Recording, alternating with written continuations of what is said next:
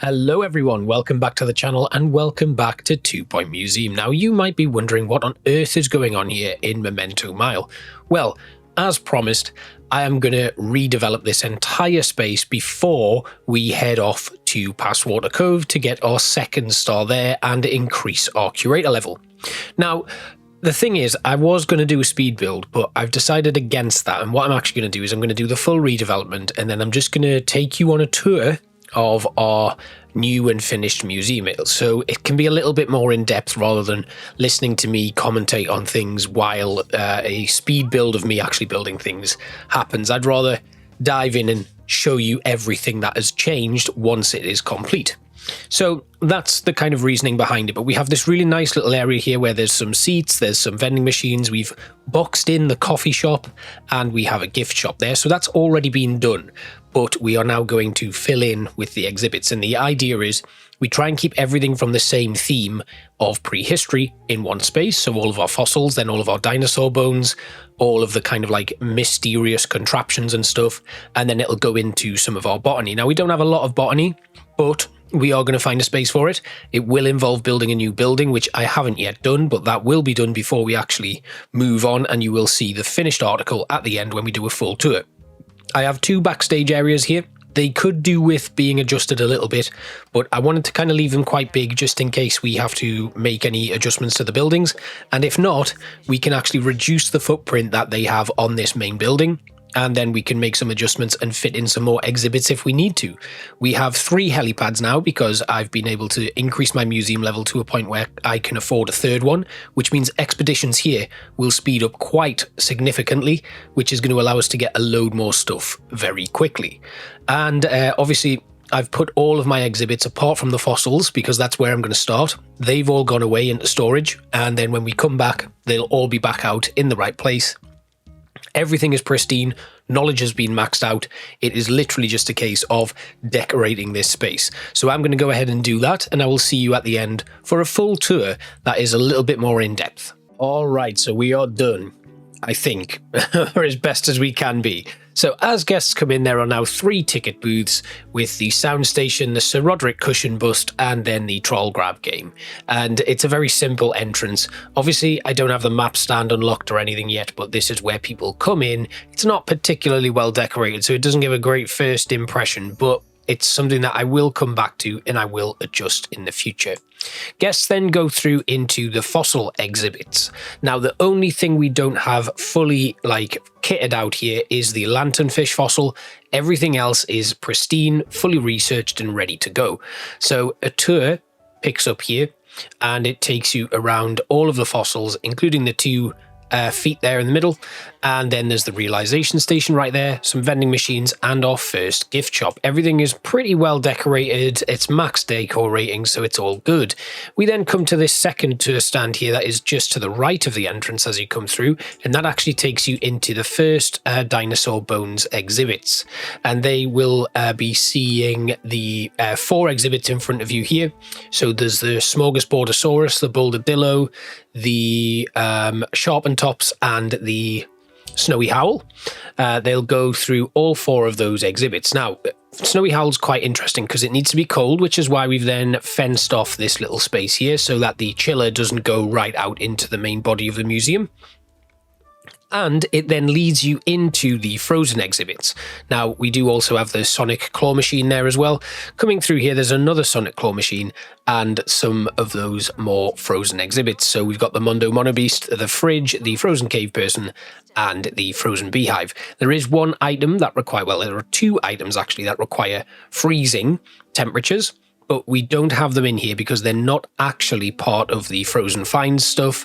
So all of that is later on in the museum. We then have our first staff area here where we've got a security room. We've got the workshop for analysis and the training room and a toilet in there. And then over the other side, we have our workshop for construction and a staff room and then another security room right there. We've then got a toilet here, which is more for the public, not for our staff. Going back into this area here, this tour stand right here will then take you into the next part of the museum, which is where we have the, what is this one again? I've forgotten. It's the exterrogator and the big guy here. I can't remember what this is, and I'm not going to come out of photo mode because it's kind of breaking the illusion, so we'll just leave that one to be seen there. And then we've got the big snake there as well. We've got the other dinosaur there, and then the flapodactyl. And again, if we look at the tours, which we'll do after we've had a look at this photo mode expose, the tours are all running at max. So they're perfect in everything, with the exception of some of the tours in the new build. And then over here, like I showed you at the very beginning of the video, we have a coffee kiosk that's boxed in quite nicely, a morsel men vending machine, and another prehistory gift shop. Now, these are all looking pretty good so far. We've then got, of course, some seating areas with a little bit of litter, which I don't really like to see. And then guests go over into the second building. Now, in here, we have a little bit of a mishmash here because we've got the ambered stuff and then we've got some of the prehistory devices, and they aren't the same category. So the cohesion rating on the tour in this area is not great. I think it is great, but it's not, it's not perfect, which is what I'm aiming for. And that's simply because we don't have enough exhibits to flesh out those tours fully. So they just kind of remain as they are. And it's not really worth me putting in another tour stand for 2 exhibits and 3 exhibits. Otherwise, it would all be perfect all the way through. We've then got a cafeteria here that isn't particularly well decorated, but it will do for now. And then behind it, another security room. Then there's this little rest stop here with some vending machines and another tour stand. And this tour stand takes you through to the Aurora Borealis tree, whatever it was called, and then into where we have the stingflower and the 2 man-eating plants and the photosynthesizer. And this botany area is looking pretty good. We've also got the diffuser in there, which still brings us in quite a bit of cash. Behind this area, there's another staff area with a staff room and another security room. Then through here, there is a gift shop that is more botany themed and a small toilet. We could put another prehistory gift shop in here. That might be something that I do. But then we have another tour in this area, and this takes our guests through all of the mysterious finds exhibits. So we've got the stone slab there, we've got the 2 cave paintings and the time portal, and then through here is the last frozen exhibit, which has its own room again, but the tour takes everything in and it is very good cohesion rating. So people are really enjoying it. It took a while to get this all done. This was about 2-3 hours to get this rebuild done. Looking at our profit, we're making around about $23,000 a month. This is the ancient altar, that's the one. So here we have prehistory mysteries. If we just have a look at the tour for here, Basil Mastic is doing that one actually, and I don't want him to, so we're going to just adjust the tour here. Where is it? It's not on the tour stand, that's why. I only want prehistory doing that, so he can't do it. So it goes to the cave painting corner, the ancient altar, then the other cave painting corner, through to the lone henge, and then finishes with the time portal. If we have a look at the tour setup here, perfect. The length is only great, and that could be for a number of reasons. What if we just adjust something here? What if we move the time portal up? Or we start with the time portal. Hang on, let's just demolish everything here. So we will start with, if the tour goes there, we'll go to the time portal first, then we'll go to the lone henge, then the cave painting, then in there, and then coming back out here. It's back to perfect. There we go. Good. Right, that's got a better flow to it, so that works out quite well. Then looking at this tour stand here, if we have a look, it's prehistory, but it's botany only. Actually, if we look at the tour setup here, the cohesion is only great, and it's not going to get better than that. And that's because the stink plant and the Aurora Borealis aren't man-eating plants. So if we just have a quick look, I've just taken that off. I didn't mean to do that. We'll just leave that as it is. So they come back through and finish at the Aurora Borealis. We can't have that. We're going to have to change that. So we'll move that back up so it's the first thing they see. There we go. Right, so looking at the Aurora Borealis, that is a mountainous plant, and then the stink plant is tropical plant, and then the remaining 2 are man-eating plants, but that's fine. The tour doesn't have to have perfect cohesion, and it's not going to right now, because there'd be no point in having a tour stand set up to just go and look at Aurora Borealis or the stink plant. So we combine it all into one, and that is fine. We've just completed another exhibit showcase, which is really good. And then the same is to be said of this tour here. If we have a look, it's the ambered giga gecko, the shell phone, the smackavole, the honeybee, and the ambered egg. If we look at our tour setup, cohesion is only great, but everything else is perfect. Obviously, the buzz is not amazing, and we will need to kind of work that out as we go on. So, the ambered giga gecko is preserved history. Then shell phone and old smackavole are both ancient inventions. These two remaining ambered stuff is, of course, preserved history. So that's where the mismatch happens there and the cohesion level drops. But then coming back through to here, if we have a quick look at the tour stand here, we're on 4 and a bit stars here. So this is really good. This goes to the exterrogator, the unihornus, the boa conductor, the flapperdactyl, and the nibblodon. If we look at that, the length has dropped to great for some reason. I'm not quite sure why. It was perfect. So it could be that we just need to move some things, but I'm quite happy with how that looks at the moment. The other option would be, actually, let's just have a quick, let's see if we can actually rotate this unihornus around, right? If we rotate it so that the front of the exhibit is actually facing the other stuff, I'm just going to move these little bits of ambient decor. We can put them back later. But if we just shift everything out a second, then we can pick up this and rotate it around so it's facing that way. And we'll just try and maneuver it a little bit there. Then we can put this in. We'll actually leave the decal. We'll move it in a little bit so that it's there. Then we'll move the ambient rock speaker to here. Like that. And then we've just got these rocks to place back in. Right, now if we have a look at the tour, this might have changed. There we go, it's perfect. So just by rotating that, we've actually also gone up to 4.5 stars, so that's great.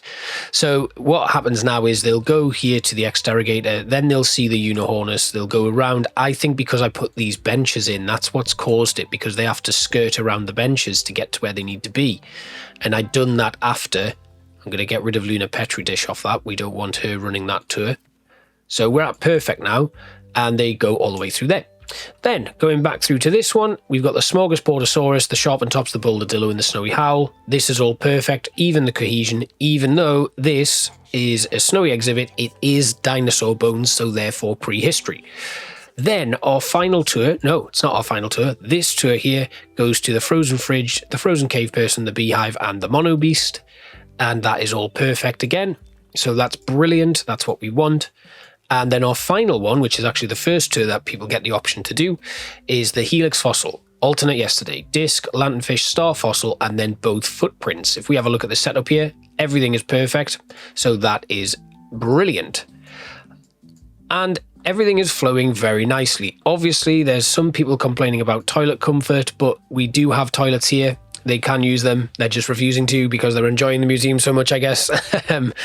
And then we've still got quite a bit going on here in the main entrance.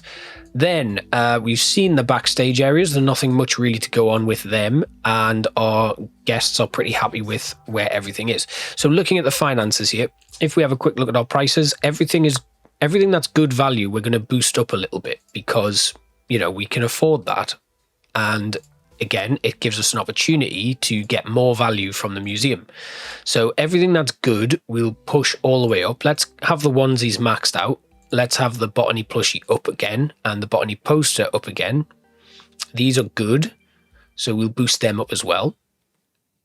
Not quite sure the poster there. Do I have a botany poster? I don't think I do. Maybe we need the poster stand in the botany. Oh, it's there. Ah, wait a second. Yeah, botany. Okay, let's put this up to 250. In fact, let's put, where's the other poster? I think that was capped at 250, so let's put that all the way up.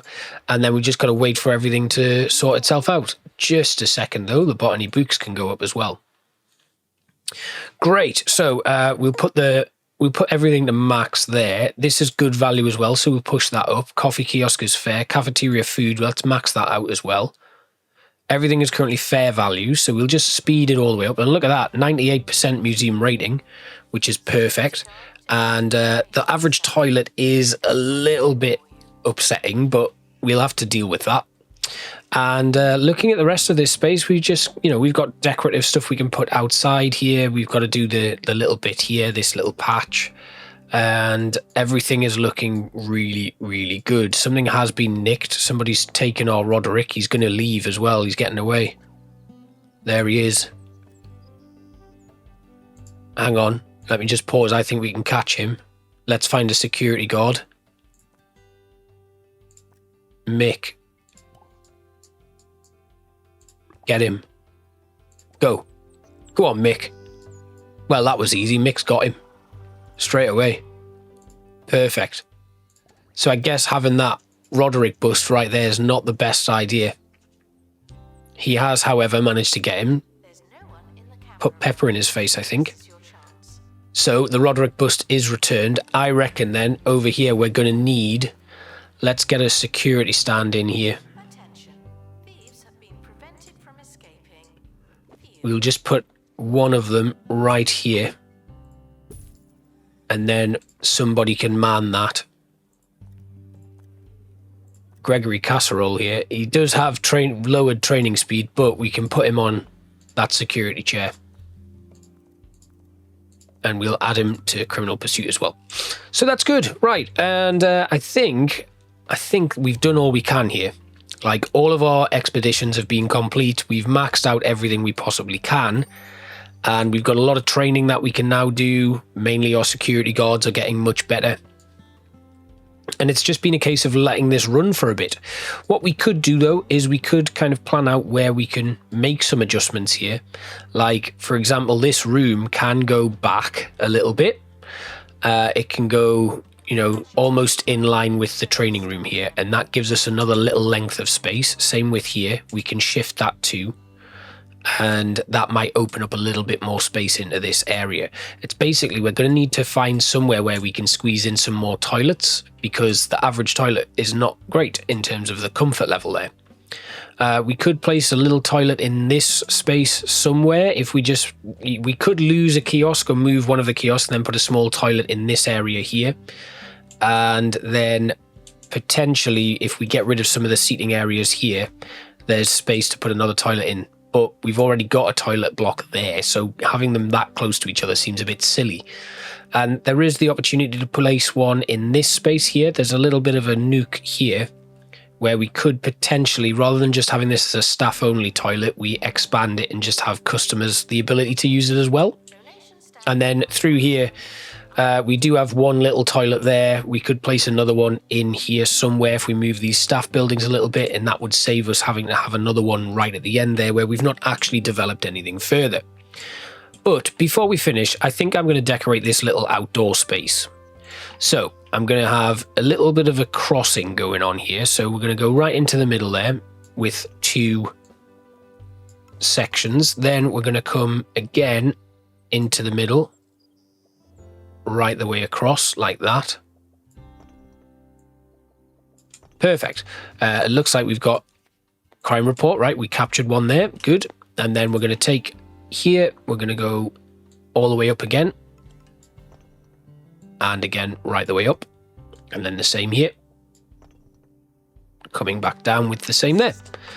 And again, this is just nice L-shaped little courtyard. I'll fix that in a moment because I'm going to do another final one so that this kind of matches up with the theme of the rest of the museum.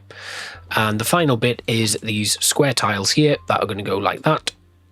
And then like that, all the way down. And again, right the way down there. And then we fill in here. Coming up there. And the last one, right the way down. Nice. Cool. Right, so we have this done. We've got a little courtyard there, and we'll put some decorative stuff in there. Now, what have we got? We've got some seasonal stuff here. Prehistory. This is not decor, though. We need outdoor decoration. What have we got? What can we put in? We can put in an acacia tree. It's fairly big, though. What about the palm trees? Big palm tree.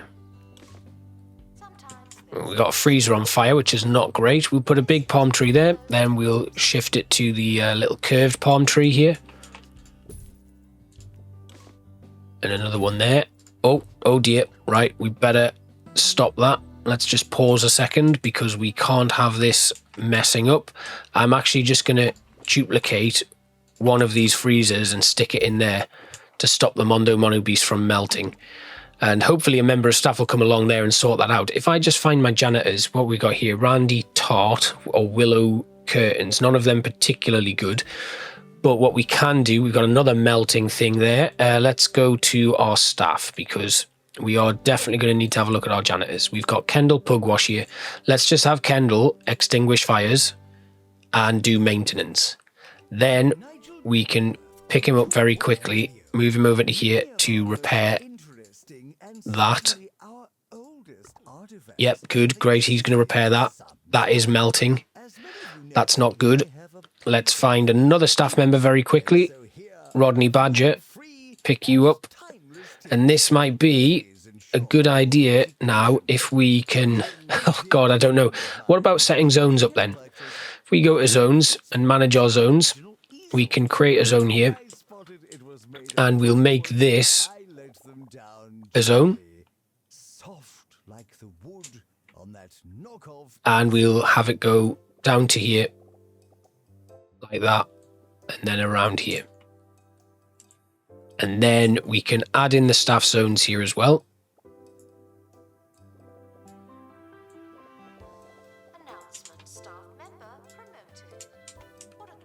And again, this staff area here.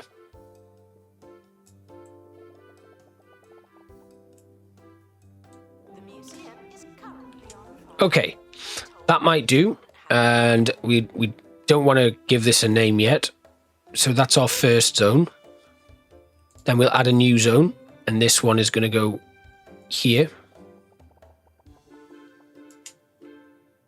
Now, my only thing is, will I then be able to add the staff areas to this as well? No, it won't let me put the staff areas in. And that could make things difficult. So we're going to remove that, and we'll remove that one. I might look into how that works later on, and we'll see what happens. So this is now freezing again, which is great. That's what we wanted. And it's sorted, just. So we need to be very careful with that. We've got, God, we need to restock in there as well. Assistants, Emily Rickshaw, you come in here and you restock the gift shop. Let's put 2 staff members to work in there so we can get those stocked up quickly. Yes, okay, so we're looking all right now. And yeah, okay, so what we were doing was we were finishing off in here. Let's go back. Let's get this last bit of decorative done. Now, I do want trees and we need outdoor stuff, so I'm going to go with... Let's put this oak tree right in the middle here. And then we can stick in a few more palms. So I quite like these because they have different angles and stuff, and you can just rotate them a little bit and they look really cool. So the wonky palm can go there. We'll put another one in there and another one here and finish it off with a big one in the corner. Then we can get some benches outside. Now, do we have any just like normal nice benches? We've only got these ones at the minute, so we'll put some of them in. And it just gives people somewhere to go, to have a seat. Get a break from the hustle and bustle. I'm not really paying attention to where they're going. I wonder if instead of having that, we'll replace that with a fountain. Not a water fountain, though, a decorative fountain. We've only got the snake fountain and the wetlandian fountain. Now, the wetlandian fountain has angles to it, so you kind of need to put one there and then one behind it. Like that. I mean, it's all right. It's not the best, but I do quite like the water. That's pretty cool. So I think we're going to finish it there. And next episode, we'll head off to Passwater Cove. So I'm going to leave you with this lovely overview of our museum. We have all of our fossils and dinosaur bones over here, as well as some frozen stuff. We then go into some of the more mysterious finds and our botany exhibit, which will eventually start spreading around that northern side of the museum, I guess. So we can fill that space with botany exhibits once we get more of them unlocked. I think it looks really cool. I think it's vibrant. I think there's enough of a mix to it to make it like not boring looking. The one thing I really didn't want to happen was to have kind of like this look like this really weird desert with not much going on and not much differentiation. And that's why I ended up putting the frozen exhibits in that back portion. And it was also about finding a way to have this frozen set of bones merge seamlessly with the other frozen exhibits. And I think that's been done quite well. If we actually have a look here, look, the frozen rocks have lost their snow.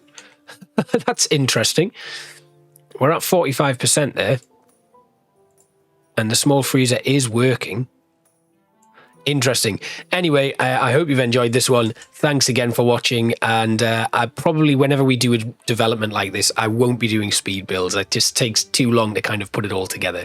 We'll just do this sort of stuff. I'll do the development, I'll explain my kind of aims and objectives for it, and then you will get a nice full tour once complete. So thanks again, and I will see you back in Passwater Cove. Bye bye.